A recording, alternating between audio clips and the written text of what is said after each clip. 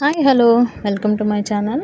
ఈరోజైతే కాకరకాయ చేదు లేకుండా ఎలా ఫ్రై చేసుకోవాలో చూసేద్దాం రండి. ముందుగా అయితే కాకరకాయలని పీల్ చేసేసి ఇలా సన్నగా రౌండ్గా కట్ చేసుకొని పక్కన పెట్టుకోవాలి.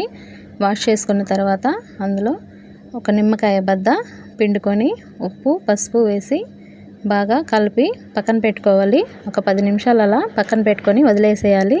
10-15 నిమిషాల తర్వాత అయితే ఇలా కాకరకాయలో నీరు ఊరుతుంది. అవి గట్టిగా పిండి పక్కన పెట్టుకోవాలి ముక్కల్ని. ఇప్పుడైతే ఆ వాటర్లోనే చేదంతా పోతుంది.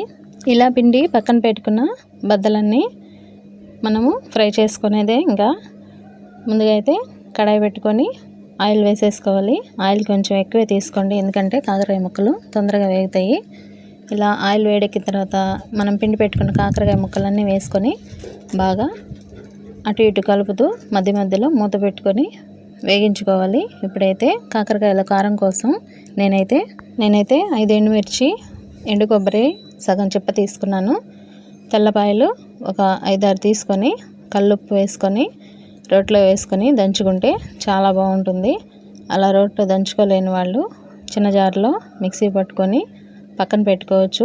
ఎప్పటికప్పుడు ఫ్రెష్గా కారం వేసుకుంటే ఫ్రైల్లోకి చాలా టేస్ట్ వస్తుంది. ఇప్పుడు కాకరకాయ ముక్కలు అయితే అటు ఇటు తిప్పుకుంటూ 2 పక్కల వేయించుకుంటూ మూత పెట్టుకొని దగ్గరుండి వేయించుకోవాలి. ఇప్పుడైతే చూడండి కలర్ మారినాయి.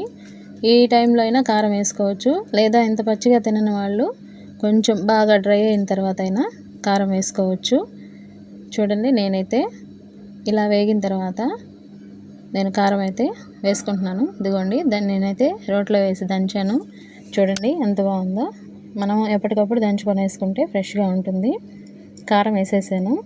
తర్వాత కొంచెం చేదు ఉంటుంది, ఆ చేదు లేకుండా ఉండేదానికి 1 స్పూన్ అయితే నేను పంచదార వేసుకుంటున్నాను. ఇలా కరివేపాకు దించుకునేటప్పుడు వేసుకుంటే మంచి టేస్ట్ వస్తుంది. 1 స్పూన్ పంచదార, నాకు కొంచెం సాల్ట్ తక్కువైనట్టు అనిపించింది, అది కూడా వేసుకొని అలా కలిపేసుకొని వేడి అన్నంలోకి సర్వ్ చేసుకొని ఉత్త ఫ్రైతోనే తినేయవచ్చు.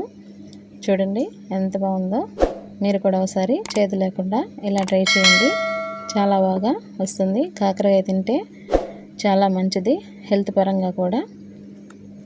నచ్చితే లైక్ చేయండి, షేర్ చేయండి, ప్లీజ్ సబ్స్క్రైబ్ చేయండి. Bye bye.